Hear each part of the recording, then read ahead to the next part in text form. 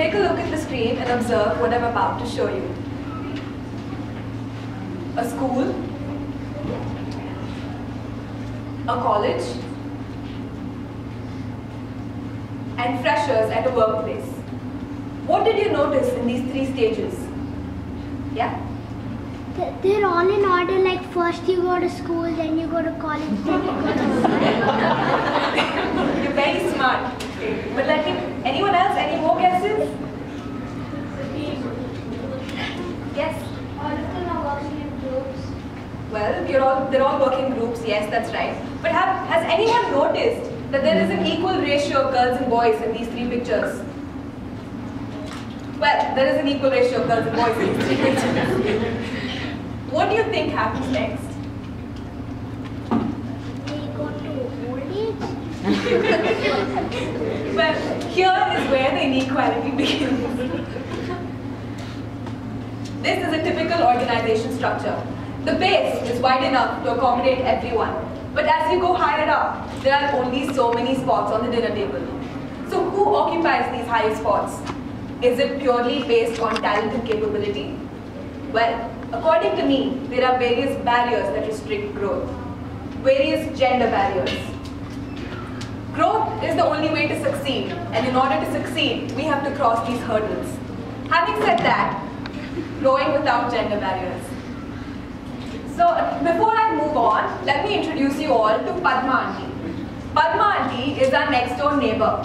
Do keep her in mind because she's going to keep coming up and has an opinion on everything that I'm going to say today. So today, I have 4 aspects that I'm going to share with you all. Let's see what the first one is.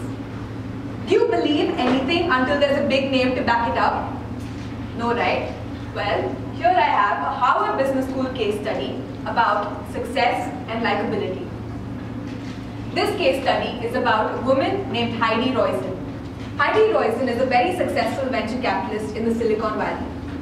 A professor once gave this case study to 2 groups of students.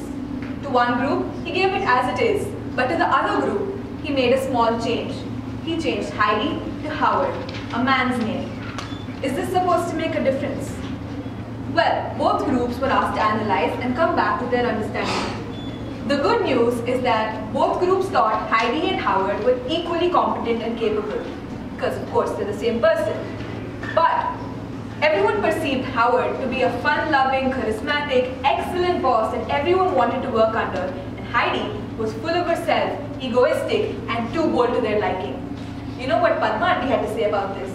Arrogant and brash. Now what do you think? Is there a relation between success and likability?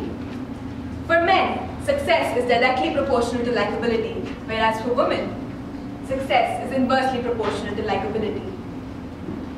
Is perception really that important? In fact, perception is more important than reality. Take the example of a business stock. A stock might be beaten up horribly because of the way people view the company, whether or not this view is accurate. The same is the case with a person during the professional growth. So what should we do about this? My opinion is that we should view people as an asset, see the value that they bring to the company, rather than look at them in terms of their gender. Recently, my little brother broke his hand and had to undergo a surgery. Padma Aunty came to visit him in the hospital. She saw his scars and she said, "Oh, scars, it's okay, you look manly." But imagine if it was a girl. "Oh, scars, poor child, will she ever get married?" Much in line with this, look at these 3 pictures.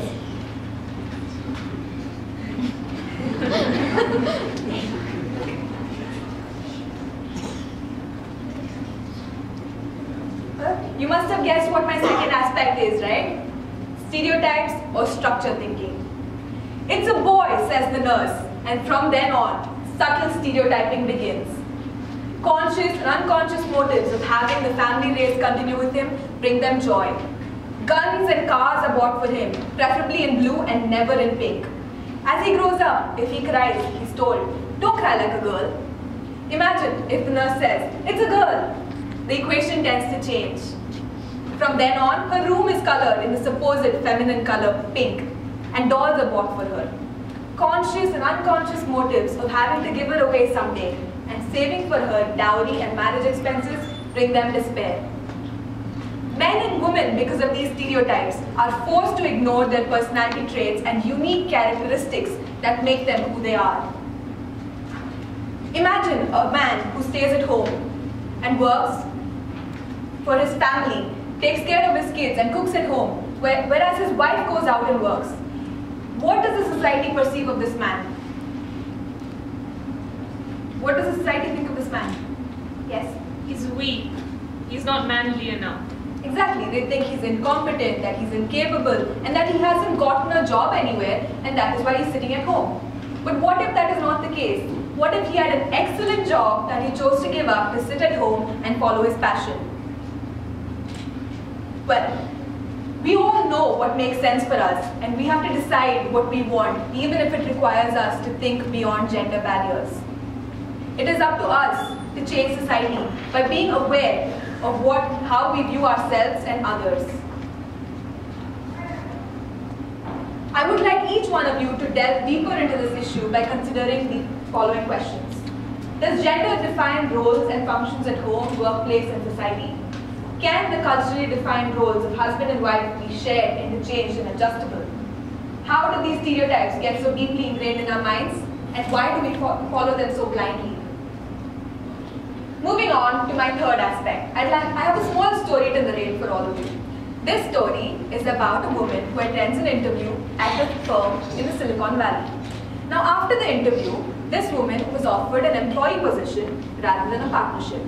On being asked why, the founder said, "Listen, you deserve it, no doubt at all, but I just can't be the first firm in the area to have a woman partner. I prefer being number 2, although to tell you the truth, I'm willing to be number 3. Keeping aside the openness and the strong gender bias being shown in this example, this woman at the end of this had 2 choices. 1, she could have settled and been an employee, or 2, having known her potential, she could have started something on her own. What do you think she did? Started something on her own. She should have done that, but unfortunately she settled. This is what has got to change. We live in a world where there is reservation for women in almost every sphere. But however, these reservations are never completely filled. We live in a world where we have women in the top of every sector, such as women in our mission on Mars, women such as Indira Nooyi and Ginny Rometty. Why do women still struggle to grab opportunities? Why do they hesitate? What is it that has to be done? Women have to learn to benchmark themselves with the best, maximize their potential, and make best use of every opportunity that comes along your way. Because you know what they say, when life throws lemons at you, you make lemonade. We now move on to our fourth aspect. On screen is a career growth graph of Jane Doe represented in blue and John Doe in green, red, and tan. So, as you can see, Jane Doe and John Doe's career growth graphs are equal until 25 years of age, and there is a fall in Jane Doe's graph. Why do you think this happened? Priorities such as family.